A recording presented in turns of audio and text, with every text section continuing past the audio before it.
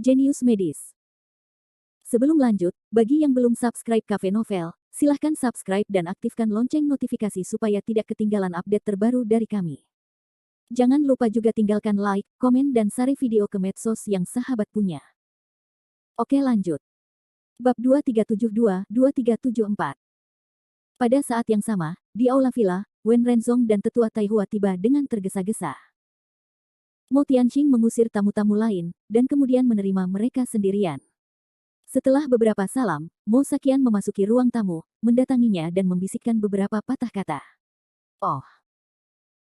Mo Tianqing mengangkat alisnya, dan warna aneh muncul di wajahnya. Anak-anak ini, hidungnya sensitif, tiba-tiba semua berlari menemui seseorang, tetapi mereka tidak berhasil, juga sebagai antisipasi.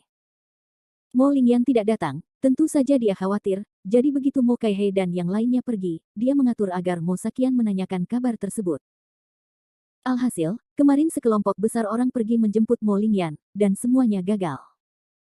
Lao Zu, apa yang akan kamu lakukan selanjutnya? Sekarang dunia luar mengira anak laki-laki yang mengikuti Lingyan adalah pengawalnya. Haha, pengawal. Ini kesalahpahaman yang cerdik. Biarkan mereka berpikir sejenak. Mo Tianqing tidak peduli tentang ini. Dia bersenandung dingin. Tuan Muda Cunyu pasti akan mendapatkan gadis Lingyan. Satu-satunya orang yang layak untuk Lingyan adalah dia dan Tuan Muda Iblis Angin, yang merupakan kota Sinan. Adapun anak laki-laki itu, dia bukan siapa-siapa. Tidak ada gunanya disebutkan. Kita bisa mengirimnya pergi saat jamuan makan besok malam. Dia kembali ke Tiongkok kurang dari 2 hari yang lalu. Selain itu, kota Anxi di Shanghai berjarak puluhan ribu kilometer dari kota Luzhu. Dia tidak pernah mengetahui beberapa hal, kalau tidak, dia tidak akan mengatakannya. Tentu saja, meskipun dia menemukan barang antik semacam ini, reaksi pertamanya adalah dia tidak mempercayainya. Kebiasaan berpikirnya tidak akan mudah dipatahkan. Begitu. Mari kita amati saja, kata Mo Saqian. Dia secara alami mengerti apa yang dia maksud. Dia akan memukul kepala anak laki-laki itu di jamuan makan besok malam agar dia bisa pergi. Di sini, Penatua Taihua dan Wen Renzong saling memandang dan sepertinya menyadari sesuatu. Awalnya mereka bingung, tetapi setelah lama mendengarkan, beberapa hal muncul kembali. Berani bertanya, Mo Lao Tai Gong benar-benar memutuskan. Bagaimanapun juga, Penatua Taihua berbicara. Apa pendapatmu tentang Penatua Taihua? Bagi sesepuh sekte Zengyi, Mo Tianqing sangat sopan. Tentu saja, dibandingkan dengan kesopanan Cunyu Shaozu, dia jauh sekali. Yang satu paling banyak adalah persahabatan, dan yang lainnya adalah calon menantu, yang bisa memajukan keluarga. Bagaimana cara memilih? Penatua Taihua mengerutkan kening, Tuhan tidak suka saya berbicara terlalu banyak, tetapi saya harus mengingatkan Anda bahwa masalah ini terkait dengan situasi masa depan sekolah mohis Anda. Jika Anda ceroboh, konsekuensinya tidak terbayangkan. Saya serius. Harap pertimbangkan dengan hati-hati dan jangan impulsif. Meskipun ini adalah pekerjaan rumah tangga mohis, namun dia tidak ingin melihat kekacauan mohis. Yang terpenting, Mo Tianqing memiliki pengaruh yang besar di luar negeri, dan agama Zengyi terkadang harus bergantung pada Mo Tianqing untuk aktivitasnya di luar negeri. Tidak ada seorang pun yang ingin kehilangan pasangannya tanpa alasan apapun. Tidak mudah mencari pasangan baru. Wen Renzong mengangguk, harap berhati-hati dengan identitas pria itu. Kami telah memberitahu Anda sebelumnya, dan tidak berlebihan. Meskipun dia tidak tahu mengapa Mo Tianqing begitu tertarik pada Mo Lingyan, dan Tuan Muda Cunyu memikirkan Mo Lingyan tanpa alasan, satu hal yang dia tahu adalah bahwa Mo Lingyan adalah pria yang tangguh sekarang. Itu juga merupakan jenis eksistensi kuat yang sangat sombong, yang telah memaksa Li Fengzheng masuk dalam daftar Dewa Perang. Tidak banyak orang seperti itu di dunia. Saya benar-benar tidak tahu apa yang dipikirkan Mo Tianqing. Apakah menurutnya caranya sangat bijaksana? Jika Anda menyinggung Jericho Li, kemungkinan besar mohisme akan menjadi keponakan kedua. Selain itu, bisakah Master Cunyu benar-benar menahan Jericho Li? Mo Tianqing mengerutkan kening, 1 atau 2 orang berkata demikian, dia masih sedikit terguncang, apakah dia benar-benar Li Qiankun? Saat masih di luar negeri, Wen Renzong sudah menyapanya dan memberitahukan identitas sebenarnya Jericho Li. Dia tidak terlalu memperhatikan Li Qiankun. Sebaliknya, dia sangat mementingkan Li Qiankun. Dia bahkan mempertimbangkan dengan cermat dan memikirkannya berulang kali. Akhirnya, dia sampai pada kesimpulan bahwa Li Qiankun sangat kuat. Dapat dikatakan bahwa Li Qiankun adalah seorang jenius paling populer di Tiongkok dalam beberapa tahun terakhir. Dia adalah dewa perang Wude dan dewa perang Nantian. Kejeniusan seperti itu layak untuk dibanggakan oleh banyak wanita. Tetapi, namun jika kita melihat Li Qiankun di seluruh dunia, cahayanya akan jauh lebih redup. Dari sudut pandangnya, seseorang hanya memiliki kekuatan yang kuat, yaitu orang yang sembrono, tidak hanya harus memiliki kekuatan yang kuat, tetapi juga harus memiliki pikiran yang cemerlang, singkatnya harus luar biasa dalam segala aspek. Agar benar-benar dianggap tiada taraf. Menurutnya ada dua orang yang bisa melakukan dasa lomba. Salah satunya adalah Chunyu Shaozu. Dia adalah keturunan Chunyu Xiong. Dia adalah jenius terkuat di keluarga Chunyu dalam 100 tahun. Dari segi bakat, dia jauh lebih kuat dari Kou Tianhuo. Dia diam-diam dibudidayakan oleh Chunyu Xiong sejak dia masih kecil. Ia jarang muncul di hadapan orang luar, namun kemunculannya yang sedikit akan membawa kejutan besar bagi orang-orang. Chunyu Xiong sendiri, apalagi, adalah sosok luar biasa yang telah memberikan pengaruh beberapa kali. Daya tariknya di luar negeri lebih buruk daripada daya tarik raja dan yang asli. Meski sudah pensiun bertahun-tahun, reputasinya tetap eksis. Penatua Taihua dan Wen Renzong secara alami tahu siapa yang akan dia bicarakan.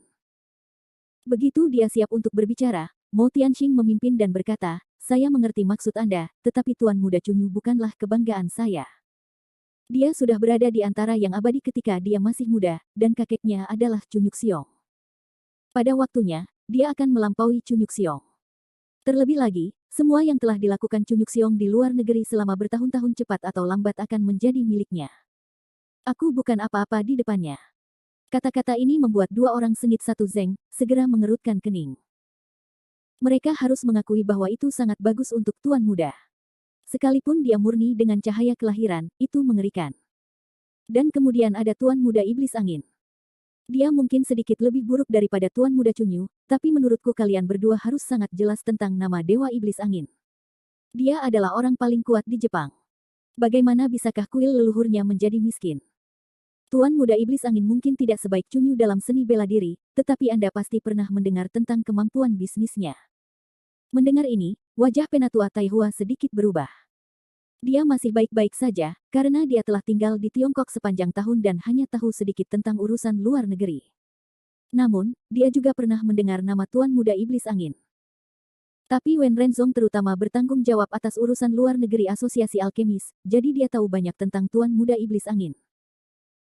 Tuan Muda Iblis Angin, yang bernama asli Iblis Angin Muxia, adalah aula leluhur Dewa Iblis Angin kuat pertama di Jepang, yang dikenal sebagai Dewa Bisnis. Jenius saja tidak cukup untuk menggambarkan dirinya. Kita harus menggunakan bakat ilahi. Bab 2373. Apakah pria ini benar-benar mempunyai rumor yang kuat? Menyeramkan sekali mendengar kesetiaan orang. Itu sifatnya. Aku sudah bertemu dengannya beberapa kali, dan dia berkata dengan kasar bahwa dia adalah anak ajaib sekali dalam 1000 tahun. Mungkin itu adalah pahala dari Tuhan. Dia melek huruf pada usia 3 tahun, dan bisa membuat pernyataan pada usia 3 tahun. 5. Mahir dalam bahasa pemrograman pada usia 7 tahun, dan peretas termuda dalam sejarah pada usia 10 tahun. Orang seperti itu juga seorang jenius matematika yang terkenal dan seorang jenius bisnis. Pada usia 11 tahun, ia akrab dengan modal. Pada usia 12 tahun, dia mendapat nilai penuh dalam ujian masuk perguruan tinggi.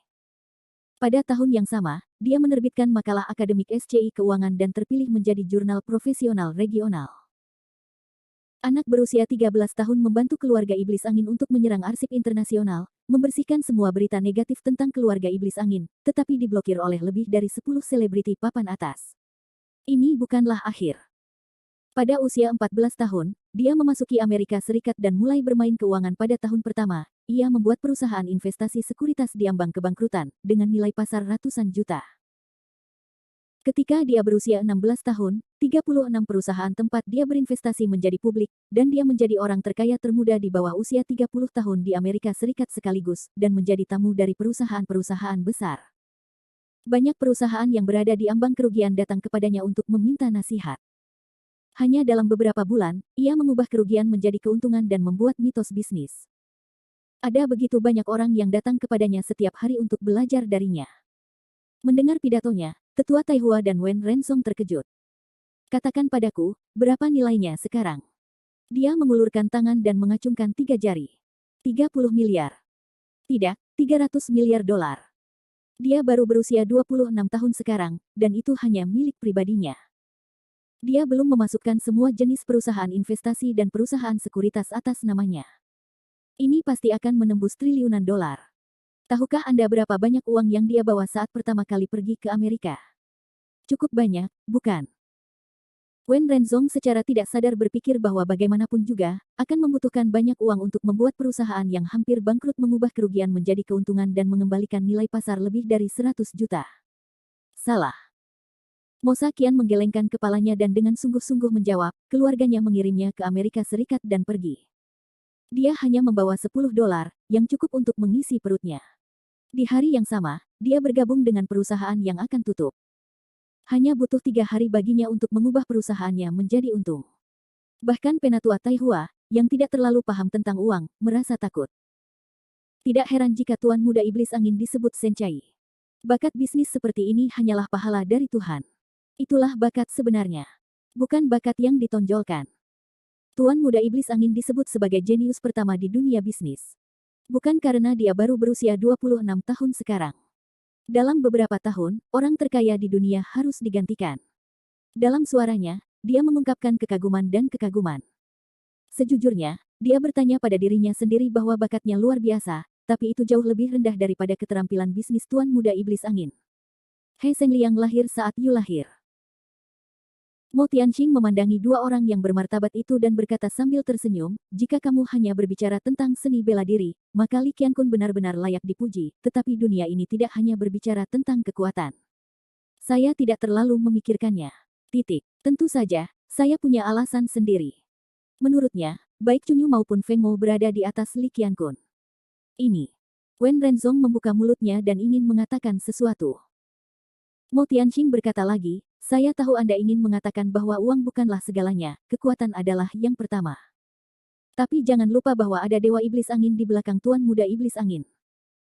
Saya tidak perlu mengatakan lebih banyak tentang kekuatannya, apakah saya Wen Renzong melihat ke arah Taihua tua di sebelahnya. Matanya sedikit berubah. Ya, Iblis Angin sangat kuat. Dikatakan bahwa dia adalah orang paling kuat di Jepang. Ada sebuah legenda. Tapi sejujurnya, kekuatannya mungkin tidak sama dengan Taihua yang lebih tua. Penatua Taihua sendiri adalah kekuatan tingkat Banxian, dan juga kehadiran yang kuat dalam daftar Dewa Perang. Meskipun Iblis Angin adalah penguasa jiwa beberapa dekade yang lalu, tidak ada yang tahu apakah dia telah berdiri diam selama beberapa dekade. Lagi pula, tidak ada yang benar-benar melihat kekuatannya saat ini. Tidak baik untuk mengatakan bahwa kekuatan Iblis Angin tidak cukup untuk masuk dalam daftar Dewa Perang. Kekuatan semacam ini, belum lagi dibandingkan dengan Li Qiankun, tidak sebagus hewan peliharaan iblis Li Qiankun. Mo Tianqing sepertinya melihat idenya, sekali lagi tersenyum dingin, yah, bagaimanapun juga, ada beberapa hal yang akan dikatakan. Tahukah kamu kenapa setan angin bisa menjadi yang terkuat di Jepang? Keduanya terkejut. Wen Renzong bahkan tanpa sadar berdiri dan berkata, apakah iblis angin, Dewa Agung, adalah muridnya? Petik 2. Dari Tiangui Laosu. Tidak, tapi hubungan di antara mereka lebih dekat daripada hubungan tuan. Iblis Angin adalah keturunan langsung dari leluhur hantu surgawi. Kali ini, Tetua Taihua dan Wen Renzong sangat terkejut. Tuhan. Dalam dunia pencaksilat hanya sedikit orang yang mengetahuinya, namun keberadaannya sangat mengerikan. Konon ia telah hidup ratusan tahun, bahkan ribuan tahun. Hanya ketika dia berhubungan dengan orang-orang pada tingkat tertentu dia dapat mengetahui keberadaannya. Konon nenek moyang dari pergaulan Dewa 5 unsur adalah Dewa Surga dan Hantu. Dikatakan juga bahwa di balik banyak kekuatan, terdapat hantu leluhur dewa, yang merupakan keberadaan mengerikan di luar imajinasi. Itu adalah agama Zengyi, asosiasi alkemis, dalam menghadapi keberadaan seperti itu, adalah salah untuk mengatakan bahwa mereka tidak takut. Saya tidak perlu banyak bicara tentang pentingnya Tuhan bagi kita. Mungkin Li Qiankun benar-benar kuat dan mahir dalam alkimia, tapi apakah kita kekurangan mohis? Berapa banyak hal di dunia ini yang tidak bisa didapat dengan uang? Untuk mohisme, kekuatan adalah yang utama. Baik itu Chunyu Shaozu atau Feng Mo Shaozu, mereka hanya dapat memberi kita lebih banyak. Selain itu, mudah bagi mohisme untuk menarik yang kuat. Tetapi ada beberapa hal yang Anda tidak akan pernah mendapatkan kesempatan lagi jika Anda melewatkannya. Penilaian Mo Tianqing secara alami didasarkan pada pertimbangannya. Dia telah hidup selama ratusan tahun, dan tentu saja tahu bahwa kekuatan adalah yang pertama. Namun kekuatan tidak harus dimiliki oleh dirinya sendiri. Itu juga bisa dimiliki oleh anggota keluarga, dan bisa menarik yang kuat. Dalam beberapa tahun terakhir, dia menggunakan sumber daya mohisme yang sangat besar, dan juga menarik banyak orang kuat. Oleh karena itu, meskipun dia terkejut dengan kekuatan Li Qianqun, dia hanya terkejut dan tidak terlalu memperhatikannya. Wen Renzong mengerutkan kening. Dia tahu bahwa Mo Tianqing benar. Bagaimanapun, asosiasi penyuling senjata mengetahui kebenarannya. Tapi intuisi memberitahunya bahwa pilihan Mo Tianqing tidak tepat. Saya tidak bisa mengatakannya, tapi rasanya tidak enak. Tetua Taihua juga memiliki perasaan yang sama. Dia mengerutkan alisnya dan memikirkan sesuatu. Saat dia hendak berbicara, Mo Tianqing adalah orang pertama yang berbicara lagi.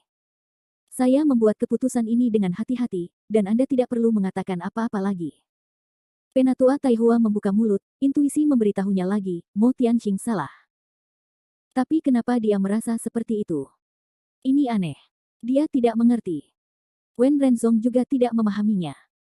Dari sudut pandang Mo Tianqing, Chunyu Shaozu dan Feng Mo Shaozu adalah kandidat yang lebih cocok, tetapi mereka hanya merasa pilihan ini salah. Bab 2374. Apa yang hilang? Wen Renzong tenggelam dalam pikirannya. Mo Tianqing terkekeh, tentu saja, jika saya benar-benar ingin mempertimbangkan kekurangannya, bukan karena tidak ada ruang untuk bermanuver, saya juga mengatakan sebelumnya, membiarkan Li Qianqun bersaing. Siapa yang bisa menahan dua lainnya tergantung pada masing-masing kemampuan. Dan apa yang akan saya lakukan sekarang bukanlah menyatakan posisi saya, tetapi melihatnya berubah. Sederhananya, itu adalah mengarahkan perahu melawan angin dan menjadi rumput tembok. Ini menjijikkan, tapi ini juga cara yang paling bijaksana. Jika Anda memilih untuk diam saja, pada akhirnya Anda mungkin kehilangan segalanya. Meskipun Penatua Taihua dan Wen Renzong mempunyai beberapa pendapat mengenai latihan ini, mereka tidak dapat mengatakan apapun. Di malam hari, Jericho Lee dan Mo Lingyan kembali ke hotel dan bermain di luar sepanjang hari. Mereka juga sangat lelah. Namun, mereka selalu menikmatinya, dan minat mereka tidak berkurang sama sekali. Sayang sekali kita harus pergi ke pesta seperti itu di malam hari, kalau tidak kita akan pergi ke Pekan Raya Kuil, kata Mo Lingyan. Dalam perjalanan pulang, Mo Changgong telah menelepon untuk mendesak kami. Dan hari ini, suatu hari, dia menerima banyak pesan pelecehan. Dalam keadaan normal, pesan teks yang melecehkan dia harus melihat yang berwarna hitam, tapi kali ini tidak bisa berwarna hitam, tetapi juga balasan yang sopan. Bayangkan angsa liar Mo Ling semuanya merasa mual. Yah, baru-baru ini, bersabarlah. Jericho Lee menghibur. Aduh, Mo Ling merasa kesusahan, dan segera menghela nafas, lupakan saja, ayo cepat ganti baju, cepat pulang. Petik 2 titik titik titik. Ada apa? Mo Ling Yanleng sejenak, saudari Caixian, apakah kamu pergi menemui leluhurmu sebelumnya? Apa yang dia katakan? Apakah dia membuatmu malu?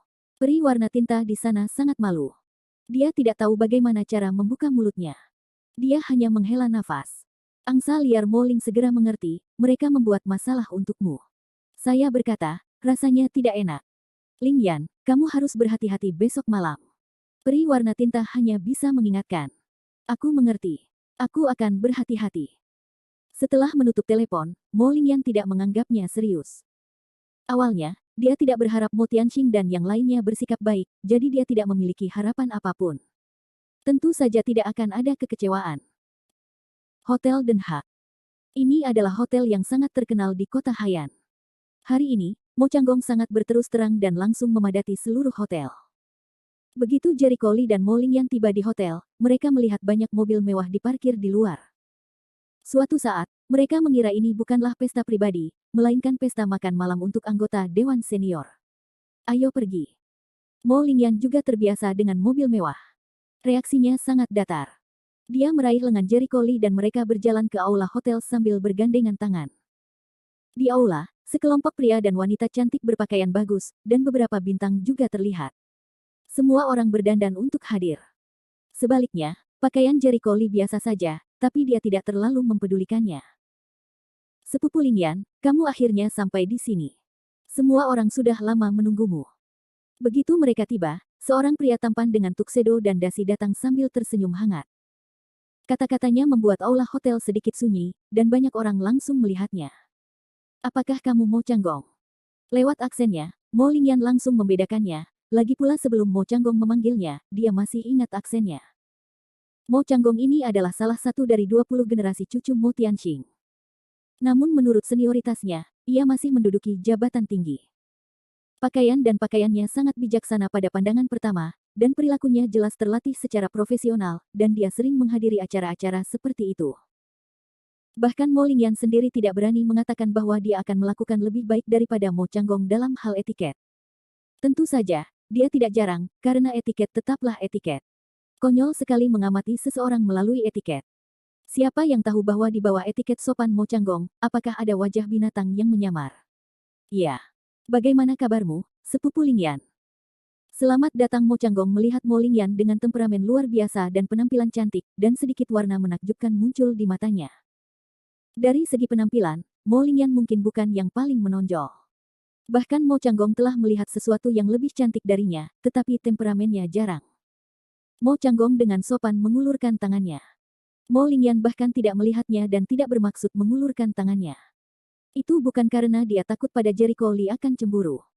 Dia tahu Jericho Lee tidak akan cemburu karena hal sepele seperti itu. Alasan utamanya adalah karena sifatnya yang cukup keren, tapi dia sangat pintar dan lincah terhadap Jericho Lee, tapi dia tidak punya sikap yang baik terhadap orang asing. Di Prancis, ketika seorang pria meminta jabat tangan, seorang wanita boleh menolak.